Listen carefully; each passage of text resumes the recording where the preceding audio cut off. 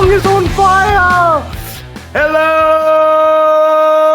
everybody, and welcome to another episode of the Going Over Podcast, number 98, as we close in on Triple DJs 100, and we got a surprise for you guys at 100. Trust me. Let me wipe the saliva off my mouth. It is I, your neighborhood-friendly coach, trainer, promoter, and 44-year-old professional wrestler. Now, Paul, I'm showing the tats. Zack Primetime Reeb, the boss, baby. The boss is here. And I'm joined alongside my podcast partner, as always, and I'm getting really good at that, the 7-foot wrecking ball, Paul Isadora. Paul, welcome to the program. What's up, man? Man, it's every time I see you drinking out of that fucking coffee cup, I'm not a coffee drinker, right? So I don't know. I don't have any frame of reference, but the thing just looks absolutely disgusting, filthy. But I'm sure it's just because it's coffee stained. You know, 4 of these motherfuckers. What's that? I got 4 of these motherfuckers. Oh, it just looks like a clear plastic cup. That's what it looks like, but it looks like it's stained with the brown coffee. Like you just rub it with coffee grounds daily. I've gotten a few comments on my coffee cup. So I know you're out there watching. Hit that subscribe button. We're at $2.99. Take us to where we're going. You know, I was talking to, he said mention him on the show because, you know, he's that type of guy. But I was talking to Mitch. Okay. And I remember when we started this thing, Doc was like, hey, just run it off of the PCW account, right? And we're like, well, just like 6,000 subscribers plus or whatever. So we'd already be monetized rolling. And I remember a specific conversation with you where I said, nah, man, 2 local guys, 2 local legends in our own minds, getting informative with the old podcast, a little information for the people who want to listen or don't want to listen. I said, let's just do it. Let's start out with 0, man. Let's just do this because we, at 98 of these things, there's no finish line in sight. We are going to enjoy this journey, and it's something that brings me joy and passion in life. And to lose that, like my sponsor says, sobriety loses its appeal. So it's just something where it's like, we could have started this thing technically with 6,000 viewers, 6,000 subscribers. We could have started this thing already being monetized and already making money off of this channel. And I don't know how long it's going to take, but I'll tell you what, I'm glad we started where we did. And I realized that first episode where it's got over something like 500 views and we didn't have 500 subscribers, it let me know the haters. We got some haters out there, Paul. We got some haters. And do you want success or do you want satisfaction? And haters out there, I like to say, if you're doing better than I am, then you wouldn't have time to hate on me. You wouldn't have time to hate on us. And if that's the case, man, I'm sorry. And I pray for you every morning. And this is legit. I pray for you every morning that God helps you find your way. Your God of your choosing as you see fit. And I wish you the best and hope that you have success in podcasting, professional wrestling, running a school, because you know what? I love watching quality come out of this business, especially our area. So I wish you the best if you are a Zack Reeb and a Paul Isadora hater. And I just wanted to get that off my chest, not in a bad way, but like, man, I'm glad we started this thing. And here we are 98 episodes later. And we've been consistent, man, where a lot of people have started and stopped and started again, or started, stopped, never started again. Here we are, still trying to do what we enjoy doing, whether they love us or hate us. That's true, man. And obviously this whole thing started from us just talking on the phone, talking wrestling, and then we went to the Big Ugly show, right? I don't know if it was Ugly Dojo at the time or what it was called. But we were just there, saying what's up to people, and then you and I were just sitting at a table, and The then cockpit. the cockpit, yeah. And I was just like, hey, I got these wireless microphones that we can just hook up to the phone, and we could just do live commentary and see how it works. And I just remember listening to it on the way home, and it was like just so muttered and all that stuff, but it was just a fun time. So we were like, oh, maybe we should, I don't know, we had thrown it out like maybe we should do a podcast. And then I just think you got caught off guard with me going, all right, man, let's do it. Here's the link. You're like, what? So yeah, here it goes. And we asked ourselves, yes. Yeah. We asked ourselves, can we talk about wrestling for an hour? Right. And we already had a cool video Buck James made us. He was already uploading it for us. He was already created a cool little template that you see around us. So we already had a cool little gig going away. And you were just like, let's do it. And we said, can we talk about wrestling for an hour? And then here we are. That's become the theme of the thing. And speaking of the theme, Paul, last episode, a lot of times we don't reference back to last episode, but you asked me a question about the psychology and all this matter, and the fans are hip to this. And I had a really good conversation with JR Kratos, and I love talking to JR. And man, it was just it was about life, it was about everything. It was a great conversation. And one thing that I realized was, and we both were talking about this, we're talking about that topic, and it's like, if they know it's fake, if they're hip to it, why would we go out there and try to make them believe it's real? And it's like, well, why the fuck would we go out there and take a pile driver or a German suplex on the apron? They know it's fake, right? They know they're hip to what we're doing here. So why would we really hurt each other? And it made me realize, and I got a couple things today because that topic really got my brain spinning yesterday. But don't you think this is funny? So if I was to black your eye or punch you or forearm you, whatever, your nose is bleeding, somebody would go in the locker room and they'd be like, "Hey, bro, hit me a little tight with that punch, or you caught me a little stiff when you potatoed me. You got a receipt coming." But if you were to pile drive me or German suplex me willingly on the side apron, and I was to break my neck or fuck up my spine, these guys would be okay with it. They'd be like, "Oh, accidents happen. But don't really kick me in the head with a work kick. Don't really punch me. Don't potato me." And it made me realize, in this instance, if we allow ourselves to be okay with hurting each other to entertain the audience because that's what they want to see, who really are the marks? Are the fans the marks now, or are we the marks? We're the marks. Absolutely, man. We're the marks. Right. And I feel like that's a conversation that we've been having over the last several weeks, about, things that need to happen. Oh, well, if you want the fans to be excited, you need to do this, right?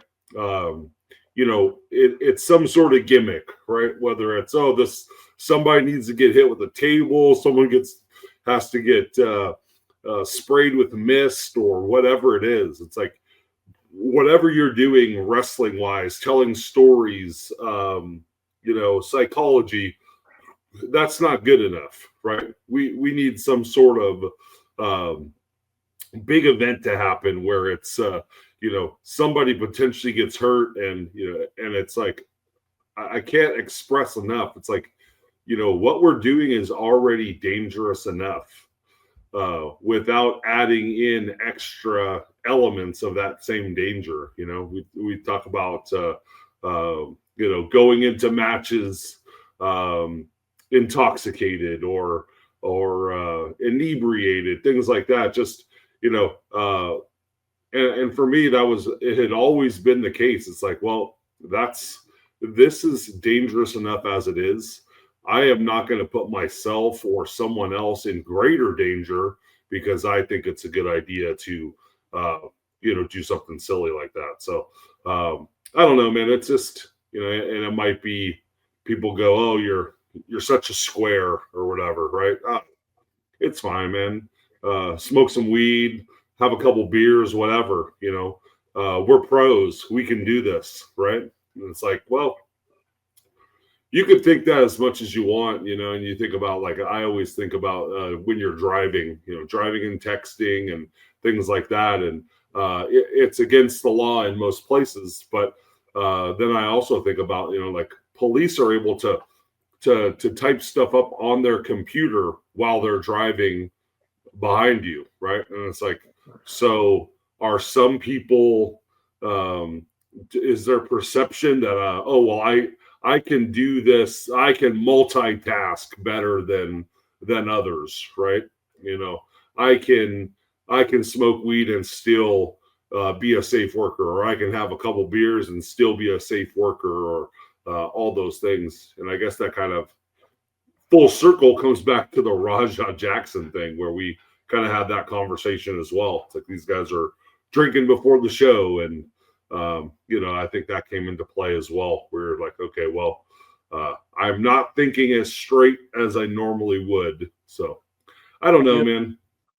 Like the old ECW pay-per-view, guilty as charged as being inebriated behind the wheel, not proud of it, and guilty as charged as being inebriated at training and heading out to the ring for wrestling shows. And that's a very good point. But the point I'm trying to make here, brother, is if they know it's fake and they're hip to it and they know all the ins and outs and the secrets and the lingo, why the fuck would we hurt ourselves intentionally? Why would we take an extra risk for no extra money or no reason? And I've heard people say, for the moment, we're chasing moments. That's not a moment.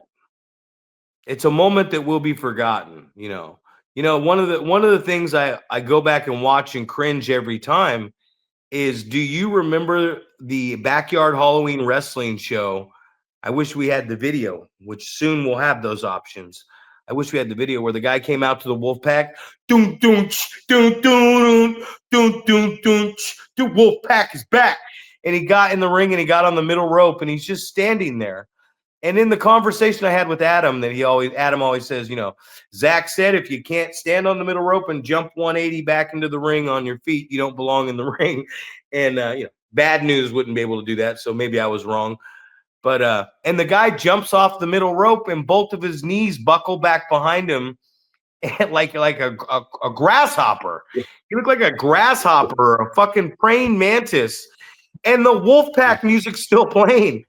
And once again, but this one was in a backyard. We saw, you mentioned the Rajah Jackson incident with the referee not doing anything. This referee didn't know what the fuck to do. And he didn't know what the fuck he just saw.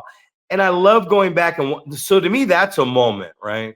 Right. Here's this moron, untrained, coming out to the NWO Wolfpack, Sting's version. And he gets on the middle rope and he jumps off. And not one of his legs, knees buckle and break. Both of them simultaneously at the same time. And now he's standing in the ring like this, like, oh, what do I do? What do I do? Not a paramedic or an ambulance or anything in sight. And I'll never forget that moment.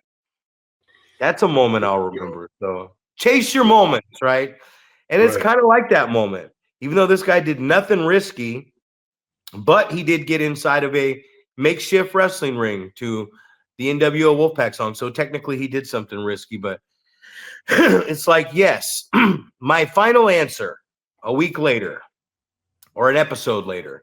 Yes, we do need psychology. We do need storytelling, and we do need to make these people believe what we're doing is real. So here's my final thought on that. I would rather, Paul, you knock me unconscious with a real right hand that puts me to sleep 10 times out of 10 than have you choke slam me on the side of the wrestling ring. Okay? At least when you knock me out, at least that will be believable.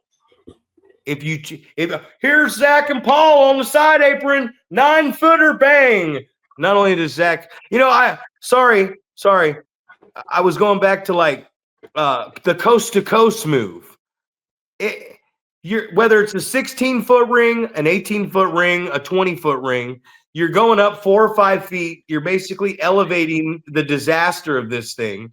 And then you're basically doing a 16 to 20-foot shotgun drop kick and whacking the back of your head for a concussion, self-induced. And then Seth Rollins goes, well, you know what I'm going to do? I'm going to do it a little safer. I'm going to do the first ever coast-to-coast diving headbutt like Chris Benoit. And cool, dude. Where are you at now? You had to forfeit your title. You had the biggest spot on all of wrestling in the entire world. Now there's a tournament. You lost your place in the story. You had to get, you're gone. You're injured. You're hurt. You're out. So like unnecessary risk. And it's with move. If you're working on a move and you just can't figure it out, or you're trying to figure out how to put a move into your match and you just can't find it's not working, get rid of it. Just like storylines. This is what the topic I wanted to get to.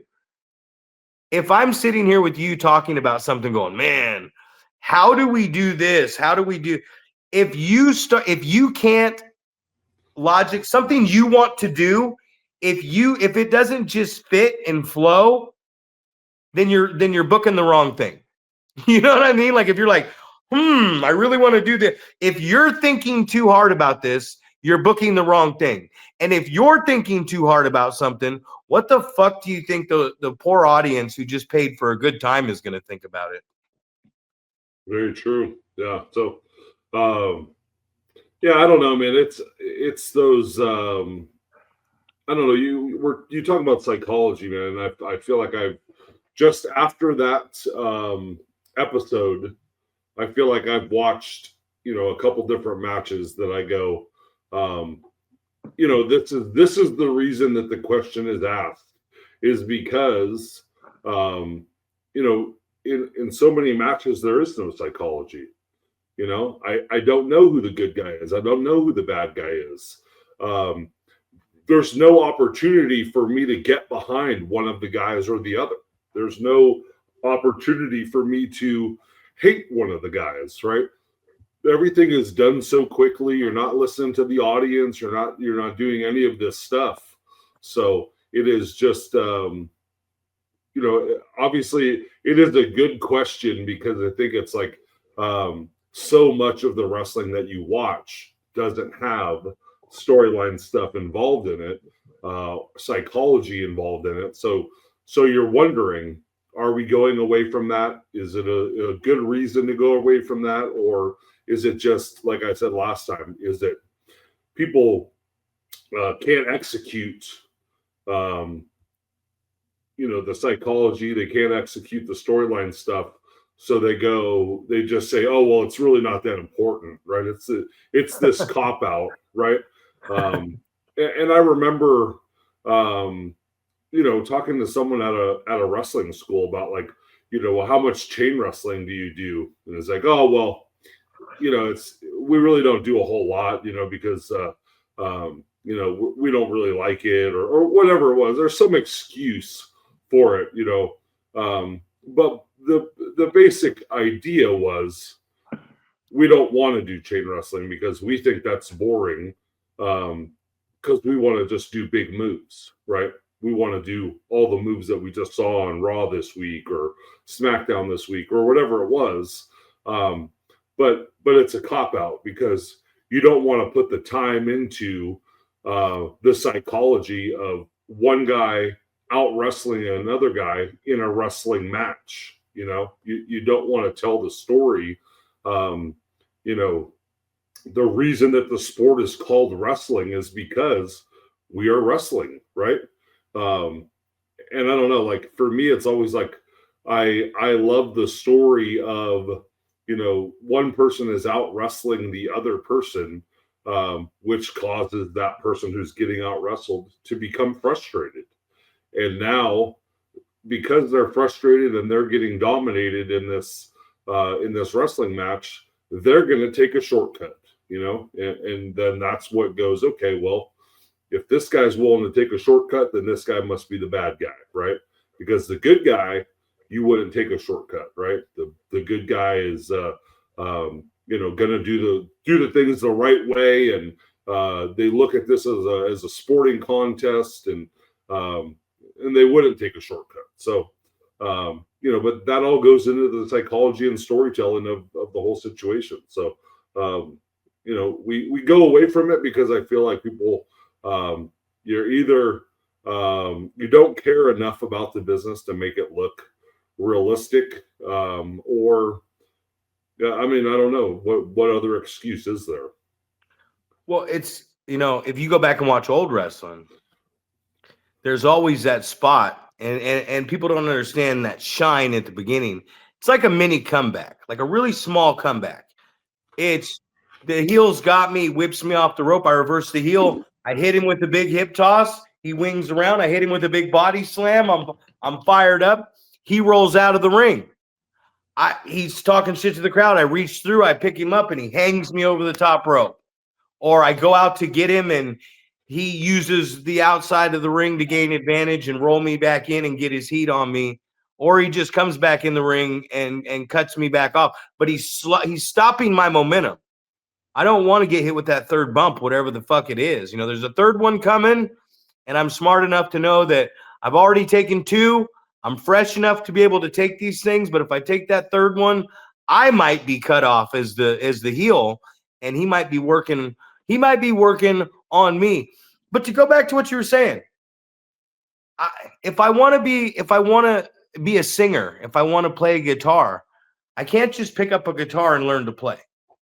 Like, even if I did and was self-taught and started like learning a little bit on guitar, unless I was properly shown how to play the guitar or how to read music, I can't just walk out there with fucking Metallica and fucking. I can't produce music. I have to learn how to produce that music. I have to learn how to pitch. I have to learn the game of basketball. And the way we do that is not by just practicing. You could go out there all day and have the best handles, spend all day at the park doing all this. If you don't know how to do that with four other guys on a team, but you're fucked. I was watching Wembley from San Antonio. I mean, who's going to stop this guy, honestly? This Nobody. Guy's 7'4" with those arms, and he can do it all. He's like a fucking point guard, swishing threes. I'm watching over people on fadeaways on threes. Beautiful shot. Net swishing this way. It's you take somebody who has all the tools, and then they just think, oh, I got the tools. Cool. Then you take somebody with all the tools that is humble and wants to work his ass off. You have two equal superstar athletes, but you have one who's willing to learn the game the right way, and he's humble. That guy, 10 out of 10, is your guy or girl every time. That's just the way it goes. But it's knowledge, man. It's knowledge. So many times I hear horror stories from our colleagues about another wrestler, and I'm not going to go into names of it, but I hear a horror story and I go, well, that person is used to wrestle. Their training went here. They've been wrestling on this level against other wrestlers that training was on their level or below. So that is what they know.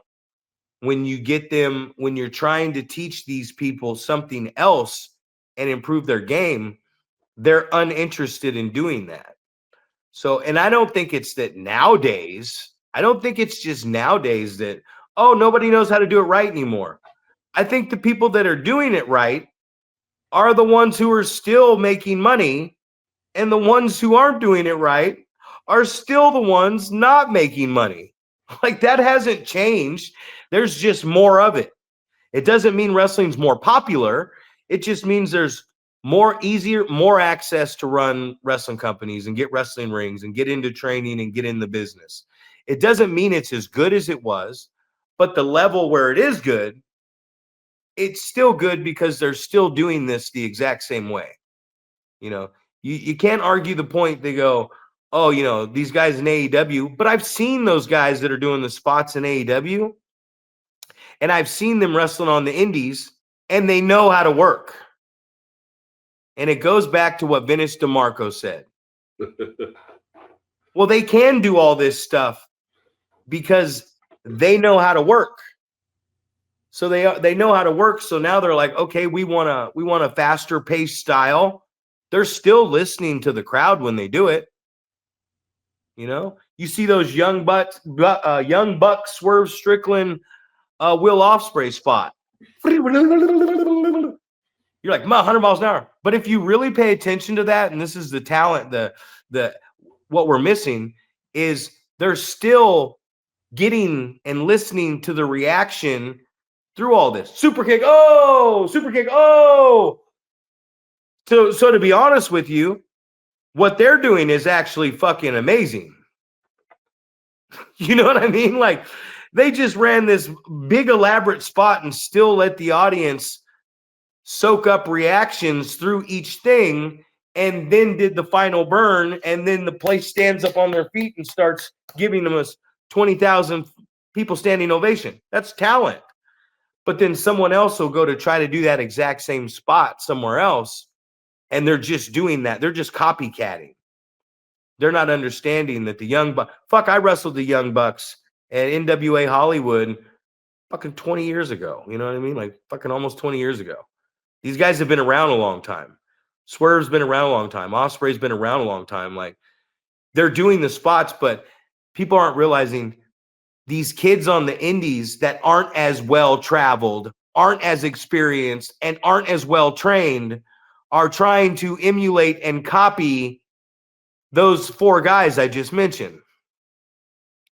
Yeah, you can do the scenario they did, but you can't do it like they know what they're doing when they do it. That's why they get those reactions. That's why they get over when they do it. It's just like the old days.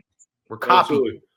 Right. Well, I think what's missing is, and I'm trying to think of who I heard say this, but I mean, obviously you hear from a lot of more seasoned guys, but you know, that it's not about the moves. It's about those things that are the in-between stuff that really sets it over the top, right? You know, it's the reaction, the facial expressions, things like that you're doing in between to elicit the reaction from the crowd.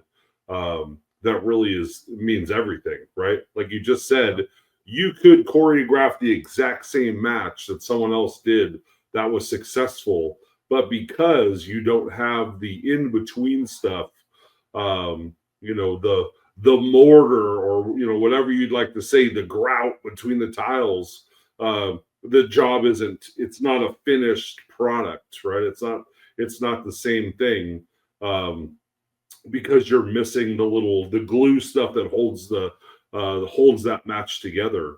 So I mean, that's what's missing. You know, it's not that those guys don't have psychology. It's not that there's not storytelling. It is, you know, they're doing a great job with that stuff. But if you have somebody else that's trying to emulate that same stuff, but doesn't understand the in-between, the subtle things that you're doing to elicit the reaction, that's where we go wrong. And then everything looks like, you know, like I said, I was watching some matches over the weekend, and it's just like, you know, I think I said to you, like, it was one continuous spot.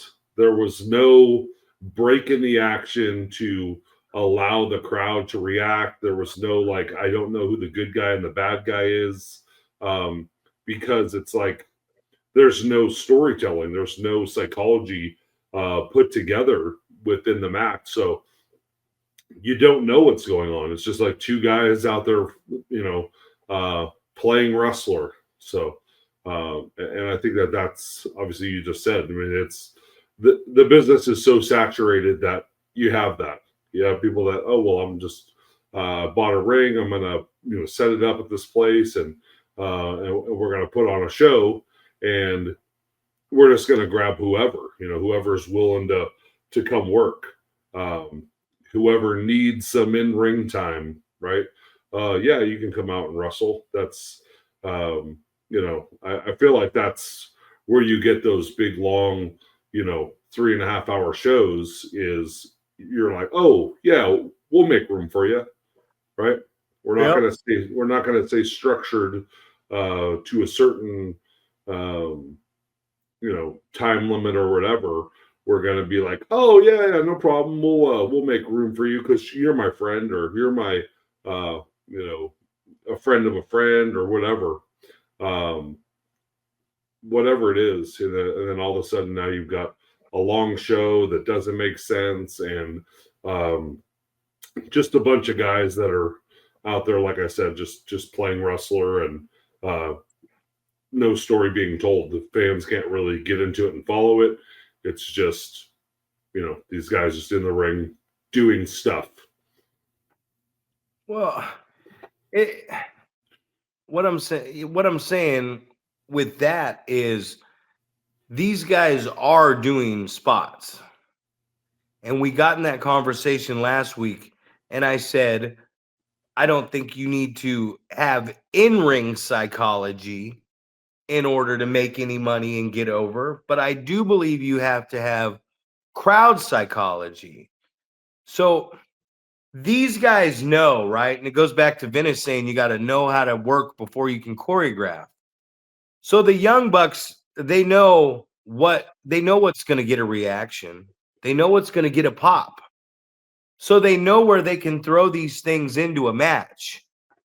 And they're not just going, okay, next.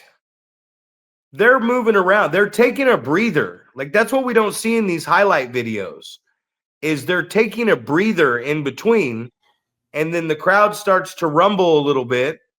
Or in their case, if the crowd starts to quiet down, they go, okay, now is the time to do this crazy 4-man fucking thing so we can bring these people up to their feet for a minute. And it's not wrestling psychology that they're doing. It's not in-ring psychology. They are just using crowd psychology because they're doing a bunch of stupid fucking shit that don't make any fucking sense, but they know that they're going to get a standing ovation at the end of it because of the long-windedness of the spot. They're like, okay, here, let's fucking blow these people's minds with, I'm a springboard over the top. Here you come. Oh, whip around. Oh, gonna powerbomb you? Nope, on his feet. Kick him here, dump him there. Counter around, super kick. Oh, here comes this guy, super kick. Boom, boom. Double Canadian destroyers. They both rolled out of it. Fire up, Japanese style. Wham them. And I think I just went over that spot that they did at the last show between those 4 guys. But the way they did it, you could take 4 random guys with some athleticism to run the exact same spot, but nobody knows who the fuck they are.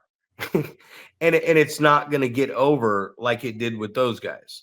There might be some people in the crowd at the old Arkansas show, and they might go, God damn, look at all that athleticism right there. Yeah, that's cool. But professionals and people that are trying to be professionals, and there's nothing wrong with trying to be a professional, but you have to know the levels of what you're doing and where you're at. That's all I'm trying to say about this is you got to teach someone psychology first so that they can learn it and understand what we're doing.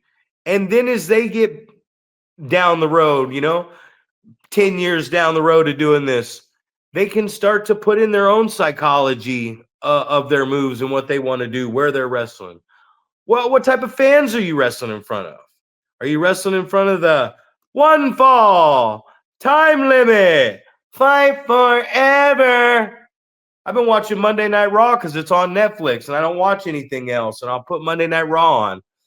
Every goddamn match is, this is awesome. And I'm like, no, it really ain't. but they think it is. So it doesn't matter what I think because I'm just me sitting on my bed fucking watching Monday Night Raw on Netflix. But that crowd that paid all that money, and I do mean all that money, $10,000 for a fucking nosebleed ticket. And yeah, they like it. So, and then everyone's over here going, it's too expensive. Nobody can afford this. Well, it looks like people can afford it. Maybe that's the fan they're trying to attract. Is they're trying to attract fucking moms and dads who are CEOs of businesses that have a fucking extra 10 grand to blow so their son and daughter can be happy. I don't know, man. Pretty good business strategy to me. That's it, man. Well, I mean, we talk about the psychology of what's going on, and it reminds me that I had someone reach out to me about wanting to get booked, right? Hey, just trying to get booked on this next year, and I think I've got some stuff from you that you go, oh well, what the fuck, right? Or is this person want to get? Are they expecting to get flown in from wherever they're from and come in and work the show? Are they going to be in town? Like, why are they reaching out to you across the country to try to get booked, right? So now I've started saying, well, are you in town? Are you going to be in town? And most of the time it's like, oh, I can get there. So I was like, all right, well, whatever. So, if you can get in town, that's great. And then, I think you and I disagree on this a little bit as far as the sending the resume and who trained you and where you work and things like that.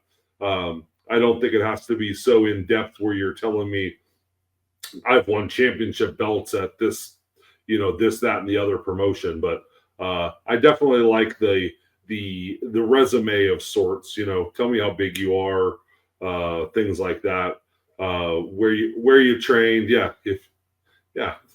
because we got to know how much we can handle, right? Yeah. So where you train, who trained you, things like that.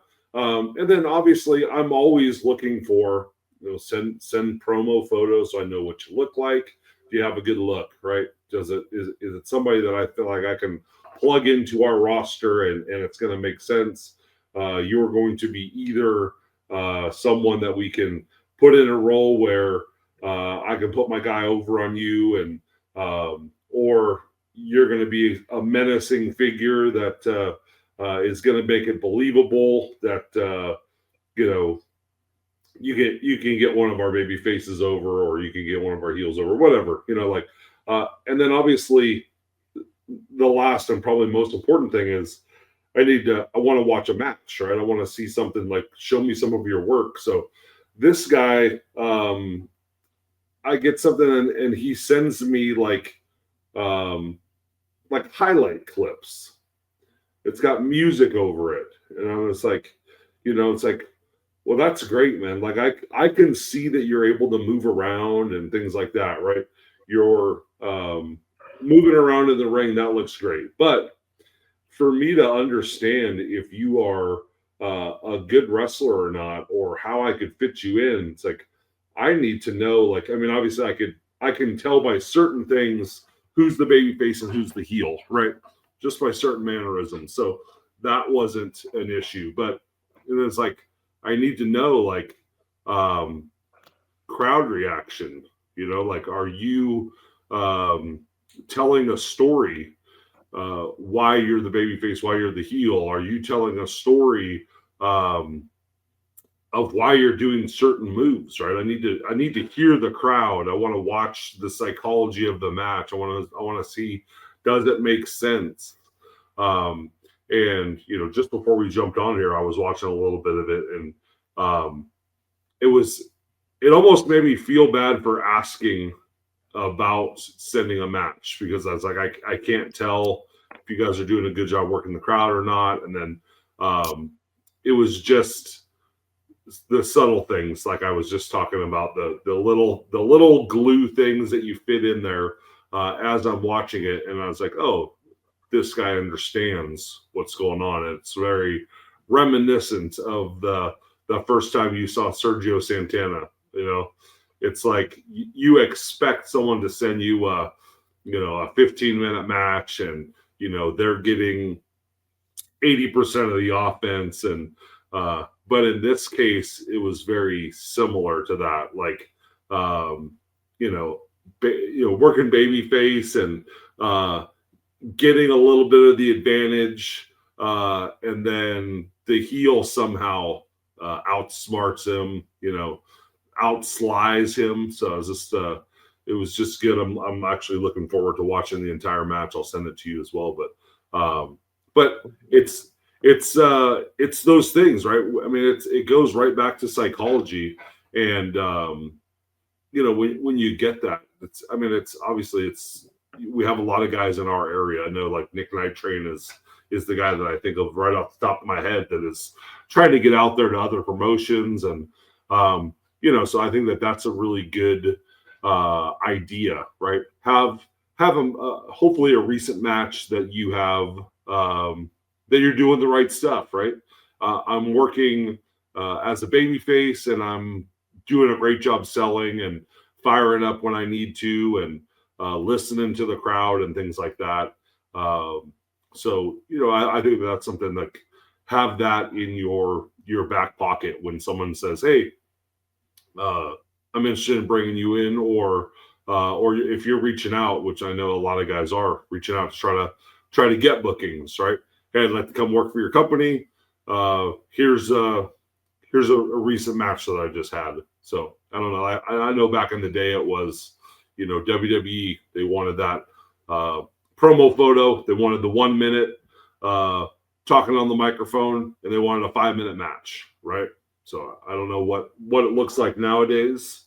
Obviously, you're not sending a VHS tape like I used to do, but but I think it's probably still the same thing. With as much stuff as you can send to someone digitally, you're probably having these people who are quote unquote talent scouts.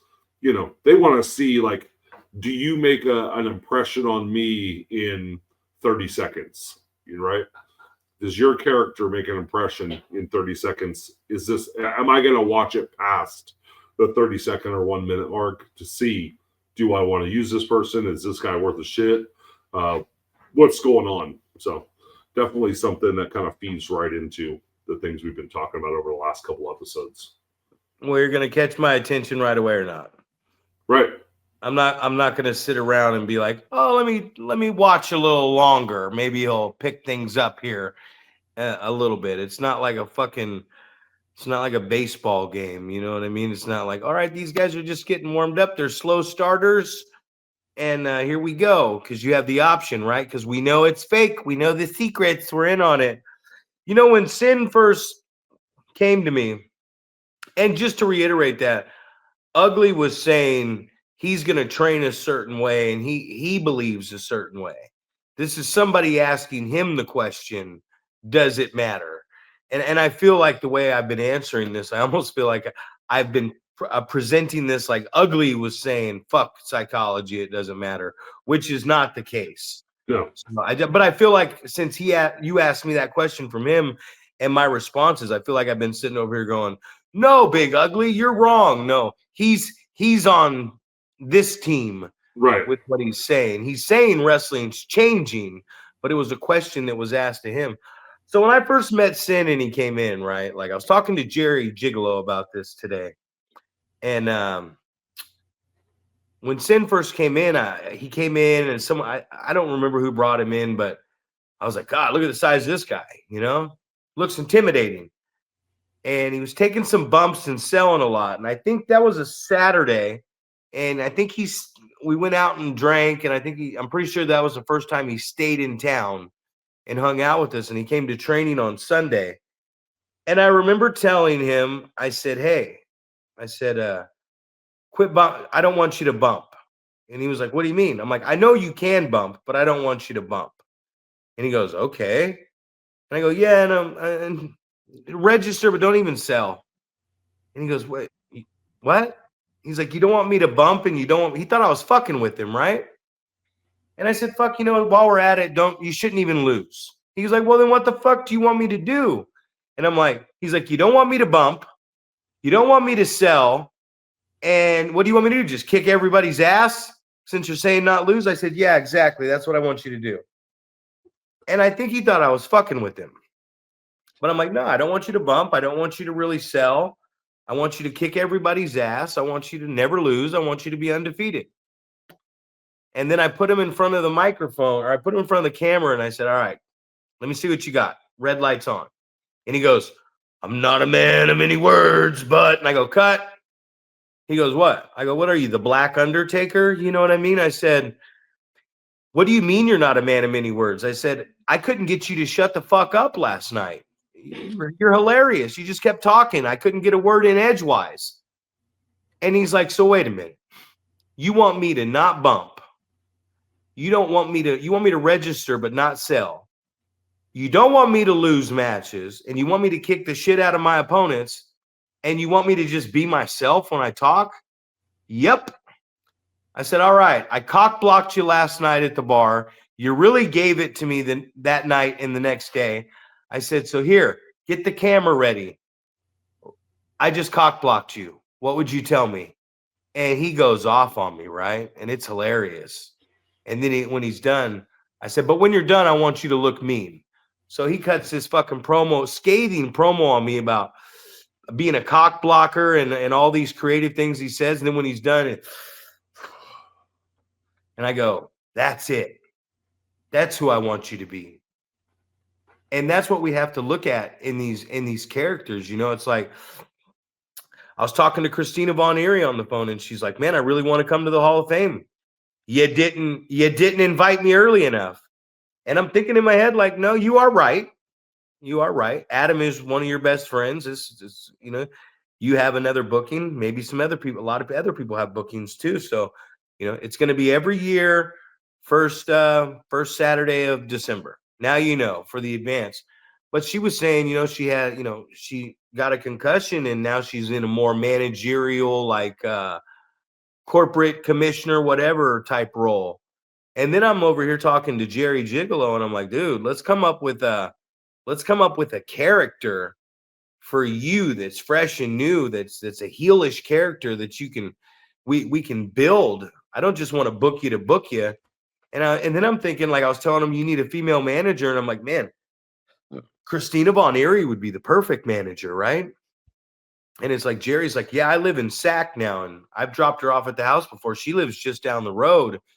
So, like, as you look at these things, here I am 44 years into the business. I mean, I'm 44 years old. This many years, I'm like 44 in the business. I'm 97. I'm going to die soon. But I'm like, now I'm starting to play a new character, and it's really rewarding, and I'm enjoying it. And it's like, I was telling Christina Von Eerie, maybe this isn't a bad thing. You know what I mean? You've contributed since you were 17. You're like, whatever age you are now, you've been around the business a while. Like, she's got to be going on 20 years. She still looks great. And I've seen some of the stuff on there with her managerial roles and stuff. It's like that you're getting booked and you're getting to do something else and contribute in a different way. So it's like, there's all these options, I'm just like I'm saying, I'm looking at Jerry and I'm going, hey, I think we could do a bazaar or some type of a cool gimmick with you. And Von Eerie's taking on a managerial role. Someone might steal what I'm saying right now. You know what I mean? I might turn around and contact Christina and say, hey, what would you, I know you're working as a manager for Jekyll's down there at Puppet Wars. What would you think about doing this with Jerry? And then someone might be watching this right now and going, that's a goddamn good idea. I'm going to put it together right now with both of them. But there's so many options and so many people out there. We don't have to book guys just to put them on a show. We can actually use our creativity and find really fun, cool ways to express ourselves and get everybody better. I was talking to Nash last night, and I said, not everything I'm telling you, none of this that we talked an hour about. I said, none of this is set in stone to go. I said, I'm just talking to you about wrestling, buddy. I'm just having fun. Like, I'll throw 100 fucking things at the wall, hoping that one sticks and 99 bounce off the wall and hit me back in the nuts. You know, like, boy, got hit with that one. Yeah, I got a lot of shitty ideas. But like we said before, I got the balls to fucking, throw them out there. And I'm throwing, and I'm throwing, and I'm throwing. Oh, one stuck. That's a good idea. Okay, here we go. We got one. And maybe I throw 100 fucking sticky slime balls at the wall and 5 stick. Man, that's 5 good ideas. You know what I mean? And it gets everyone's brain flowing and juicing. I think too many people show up at these shows and they're just like, whatever the promoter wants me to do. I'm the promoter. Hold on. Uh-oh. Just playing. It's the man pussy coming out. Just teasing you. It's gray sweatpants season. I had to sit back down. I forgot it was gray sweat season, and I don't want the 291 subscribers and the 250 haters online to lose their self because of Zach's bulge in his gray sweatpants. But I'm just saying, there's a lot of stuff to do out here. We don't just have to put on a wrestling show to put on a wrestling show. You know, I was talking to Kratos. One thing that he said to me was, yeah, I could get booked at a lot of places. The check still comes from where I work, and I could go wrestle all the other places. And he said something to me that it was so inspiring, man. He said, I would rather do tea time with my daughter than go get on an airplane, even if I can make some money and take a booking. You know what I mean? It's like our time is so valuable. Oh shit, I just spent a shitload of money on this. Well, guess what? I can make more money. What I can't get back is time. If you miss your daughter's high school graduation, Paul, you don't get to go back and relive that moment. And even if someone recorded it, you don't get to relive that moment because you weren't fucking there. You know what I mean? Absolutely. As you're talking, it reminded me of something that you said the other day about writing ideas down, having notebooks full of ideas that you can just go, writing everything down and going, that might be all right, but maybe it doesn't work for right now. Yeah. So, I think that's a great idea for people to think about. You're talking about, this is an episode from way back when we're talking about investing in your character, right? Going to a promoter and saying, hey, this is how I see my character moving forward. Or do you think this would work within your promotion if my character was like this? Or especially big one is, hey, what do you have planned for my character? You've been booking me, or you want to keep booking me or something, but what's the direction, and being involved in that, instead of, like you just said, walking into the show and saying, hey, whatever the promoter wants, have some, invest in your own character, have some fucking input on what's going on. That way you feel like it's a part of you. It's something that you're invested in. So it's going to turn out better, right? It's not, I made the comment the other day about, somebody being a character, that's not, not like, it's not like an extension of themselves. It's not something that is realistic, right?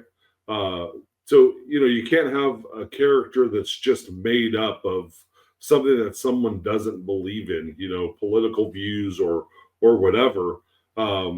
It's difficult to play that character unless you are very, very good at, acting or, just making stuff up on the fly. If you're not good at that, you're probably not going to end up being good at a character. But if you are invested in something, you believe heavily in something, and your character is based off of that, then that character is probably going to be way more believable. You're going to be able to get into it a lot better. And 100%. it's just going to be way better as a whole, 5 minutes remain in this podcast. 5 minutes. You said it. People come over to my house all the time. Wrestlers come over, just hanging out, and they just see these endless notepads full of just, they're all full. They'll be like, why are there 15 notepads sitting there? And I see my name over and over on this. And I say, oh, those are last week's notepads. And they go, what? They go, where's this week's notepad? I go, it's in there by my bed. And it's almost full. Because I write in these notepads all week. And sometimes there's just tiny subtle changes, a name change. Just a change. Or maybe they're all the same. And then calls. I mean, everything that deals with wrestling, it's all wrestling. And then I'll say, okay, this notepad is full. So I'll take last week's notepad and I'll start this week's notepad and I'll rewrite all the shows that are booked. And they'll just space them all out and they'll all be empty. And then I'll go back over and I'll rewrite what I think all these shows are going to be again. And then I'll take all the important stuff and numbers and stuff that I accumulated that week into this notepad. And then next thing you know, the next week hits, and now I got this notepad that has been condensed into this new notepad. And then now I'm starting my third notepad. And then next thing you know, so here's 8 notepads right here. There's a box full of these things, This is gold to me. It's gold to Eminem and Marshall Mathers. It's gold to me. And the best part is you could get a hold of this notepad. You could get a hold of all these notepads. It's all up here. But you could get a hold of these things and you'd read them and you'd be like, this looks like a bunch of senseless fucking scribble to me. What is he trying to say here? Not only would you never figure it out, even if you had my shit, it's all right here. This is where it's the most important, is up here. But I put it here because I just like to write it out and read it and see. And sometimes I write all these things and, this is like white hot, ultra hot, burning up, center stage, cold wave, whiteout, surge, meltdown. Just sometimes I'm sitting here thinking like, what if there was an event that went on during the summer and I start writing shit down. I start going and looking up words and stuff like that because I want to be knowledgeable. So if someone asks me a question, hey, what's your character? I know sometimes more about someone else's character than they do because I go study. Well, oh, he's a ladies' man, a Lothario. I start looking up stuff about their character so I can pitch them ideas for their own character because people aren't doing enough research. You say you care. Just getting in a car and traveling to a show every weekend and taking some knowledge here and there from people, that's not enough. That's not enough. Got to get out there and get it done, man. Just, I don't know. And that's the thing, man. You see, cards that you pop up. Obviously I'm not in the forefront of what's going on in all these different promotions, but, a lot of things you wonder about, like, why are these two guys wrestling? What's the story? What are they trying to get at? You see, belts defended and it's like, oh shit, I didn't even know that guy was the champ, things like that. So, I don't know. Obviously this kind of all goes back to just caring about your own character and, the more you can get into your own character, the more what that character looks like, and you can pitch it to different promoters. And hey, this is the idea that I've got. What do you think? You guys can have that conversation. It sounds like that you have with the majority of your wrestlers on your card is, hey, here's what I'm thinking. What do you think? Do you have any feedback? Things like that. And hey, this is what you're doing out there. Here's my feedback on what you're doing. this is what I think can make it better. What do you think? So Brutal Bob and our boy Damian Slater have an online Zoominar coming up, and they've got topics. Check it out. Big Paul, anything else you want to throw at us to wrap things up? Boomtown, November 15th, next weekend. That's it, man. We're pumped. We're ready. I just want to show everybody the abdominals coming in real quick. You know who you are. I told you, next time you see me, this motherfucker's going to be in shape. Thanks for poking the bear. Thanks for watching the episode. Hit that like and subscribe button. To all my sea suckers out there, we'll see you next time on episode 99.